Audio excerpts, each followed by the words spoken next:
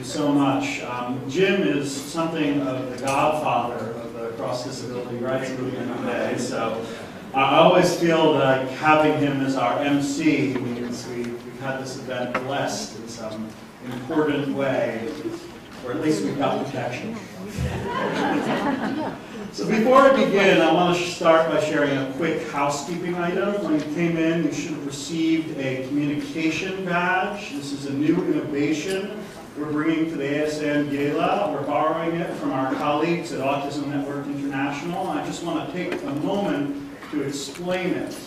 The color communication system is about telling those around you what kinds of interactions you're interested or not interested in having in any given moment without depending on body language or awkward conversation.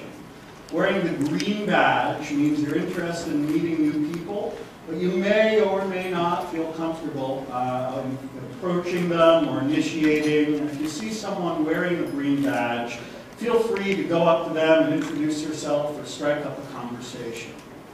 Wearing the yellow badge means that you only feel like talking to people you already know. If you see someone wearing a yellow badge, don't approach them unless they're known to you personally. Wearing a yellow badge says you're interested in talking with your friends and colleagues, but you don't really feel comfortable with new people at the moment, and that's okay.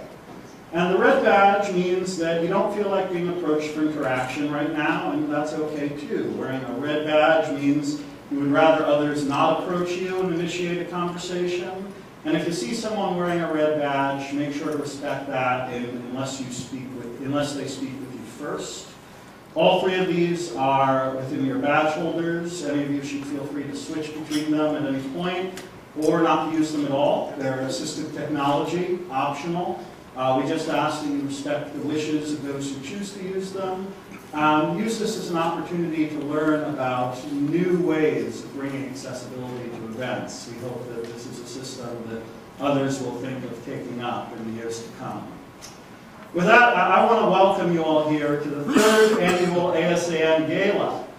It's a pleasure to see so many familiar faces in the audience. I want to start by thanking our generous sponsors, in particular the Special Hope and Mitsubishi Electric America Foundations, AmeriGroup, the Ruth and Hal Landers Family Trust, and all of our other generous sponsors listed in this year's program book. Your investment is appreciated and we'll be putting it to good use. Those of you who know me know that this event is something I find extremely important, and not just because it's a great opportunity to celebrate ASAN's work, but also because it gives us a chance to take stock after a long year. In fact, it's so important that it's really the only speech I write in advance or prepare for more than a few minutes beforehand for. And I got to tell you, up until recently, I had a bit of a problem because I was utterly stumped as to what I was going to say. Fortunately, something came to me. I was in Atlanta last month, and I happened to see a great presentation from Maria Town. Is Maria here tonight? Maria, can you wave? And hi, Maria. A great presentation about, believe it or not, the various societal implications of being a disabled person wearing different kinds of shoes. In Maria's case, very stylish shoes. And you know, it's a fascinating topic. She runs a whole blog on this. It's called CP Shoes. You should check it out. But it occurred to me that while I'm not a big fashionista like Maria, I actually have my own shoe story. And I want to talk a little bit about it tonight. About 5 years ago, I was traveling up to the Northeast to give a training on self-advocacy skills to a group of autistic adults up there. And I got in late the night before, and I realized after I unpacked, I forgot my dress shoes. So, you know, I figured, okay, it's not a big deal. You know, I'll wear sneakers with a suit. It's not the end of the world. Michael J. Fox does it in Back to the Future. How hard can it be? You know? I go the next day and I give my presentation and I take questions, and you know, it's all well wearing sneakers. The apocalypse does not come. Everything seems to be going pretty well until the very end. Because after I packed up my PowerPoint and closed my laptop, I'm about to leave, one of the audience members comes up to me.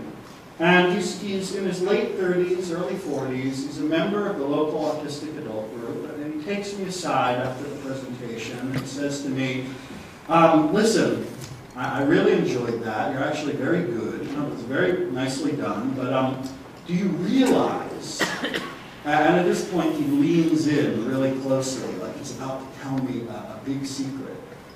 Do you realize you're wearing the wrong shoes? And you know, every time I tell that story, people laugh. But I have to tell you, in my life, in my entire life, I've never seen someone more afraid for me.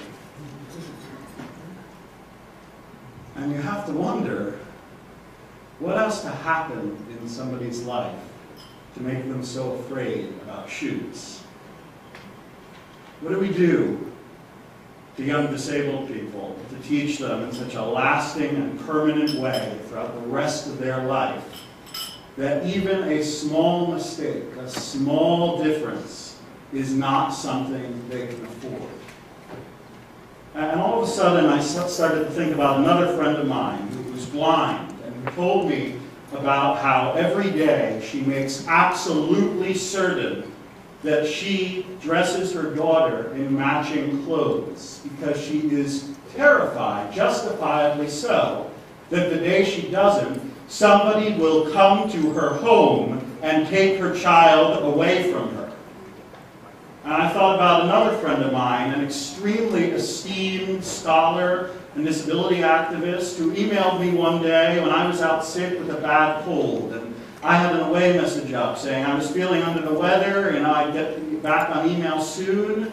And after he got the away message, he wrote me back and he said, you know, Ari, it's up to you, but my advice to you is to never to admit to being out sick or having any illness. We disabled people can't afford to do that. And I thought, oh my God, he's right. Because, you know, I realized I knew exactly what this man talking to me about shoes was really afraid about. And it wasn't just the shoes. He was telling me, don't you realize when you get something like that wrong, you're in danger. Don't you realize they'll know? They'll know. What are they going to know? They're going to know that I'm autistic? Anybody with Google can know that. That's not the issue. But when you make a mistake like that, they'll know that you're not a real person.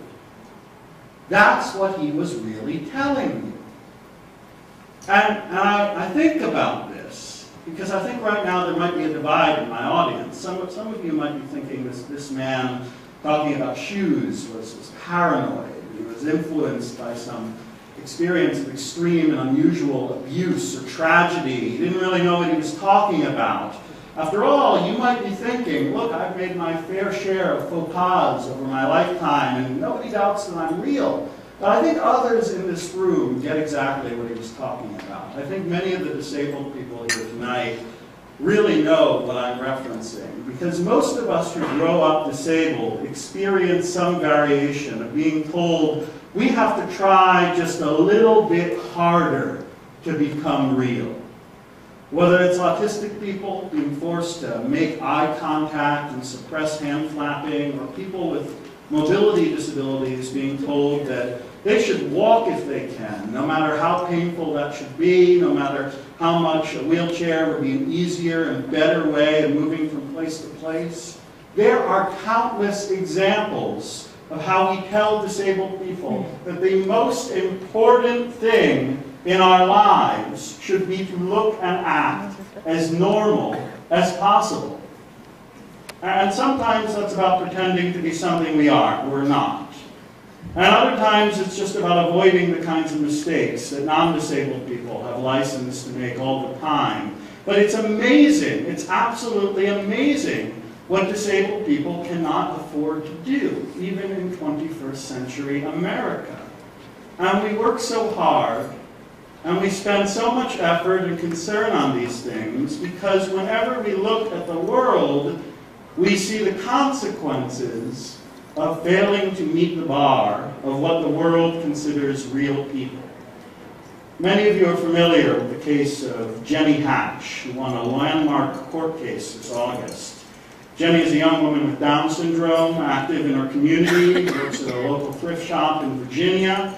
Last year, Jenny was taken from the friends she had chosen to live with and placed against her will in a group home where she was denied access to her phone, to her email, to her Facebook account, to all contact with the outside world. She was put to work in a sheltered workshop, and her friends had to file a form in order to speak with her.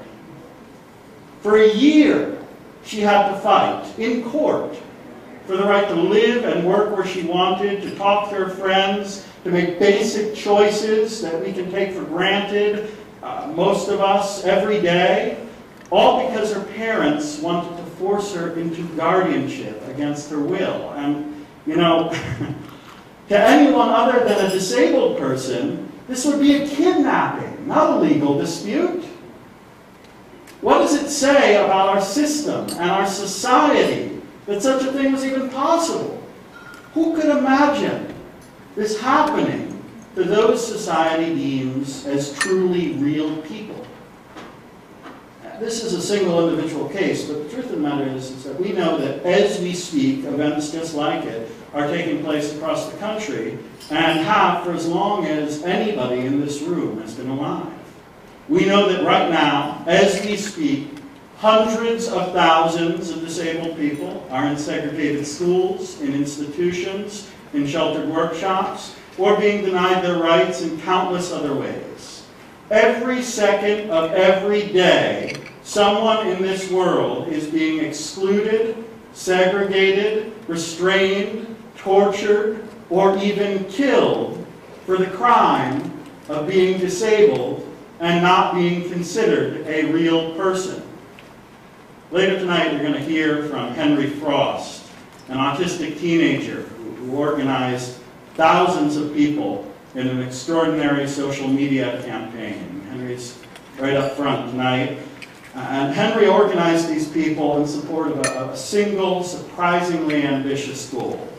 He wanted, get ready for this, Henry wanted the right to attend his local middle school. And his school district didn't want him to go. Now you're going to hear from Henry in his own words later tonight, but when we first came across this campaign, I was struck by a video he put up online, because in it, Henry writes, "The Civil Rights Act of 1964 granted equal rights to all people.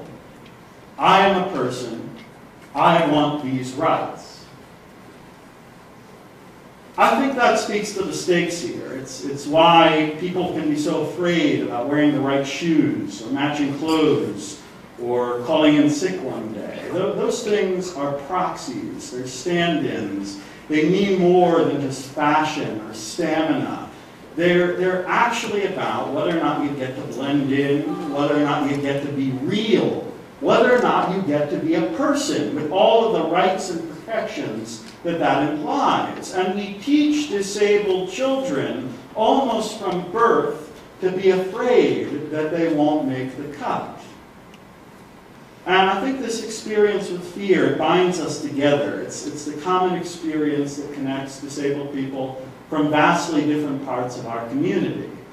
To me, this is why we need the self-advocacy movement. The fact of the matter is that, as with similar instincts common to other marginalized groups, only disabled people understand this fear and understand the difficulty and the importance of fighting it. This is why we need self-advocacy.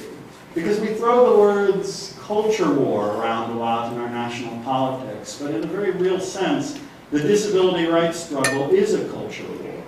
It's a war between a culture that asks us to buy personhood in so many ways, big and small, and one that says, we are real no matter what.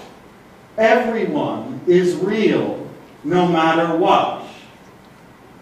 For the last 2 years, thanks to the support of many of our sponsors here tonight, ASAN has been conducting an annual Summer Leadership Academy for autistic college students. And you're going to see a video later tonight of our Academy alumni talking about their experiences, and they're a fantastic group. We're really very proud of them.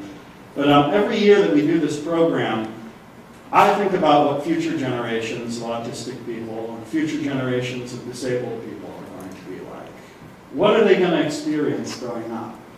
And when they look out at the world, what are they going to see? And I have to believe that a day is coming when we'll have a generation that won't have to grow up afraid. I don't think those people are born yet. In fact, I'm not even sure that they'll be born in my lifetime. But I believe, with perfect faith, that that generation and that day is coming. That's why we do the work we do.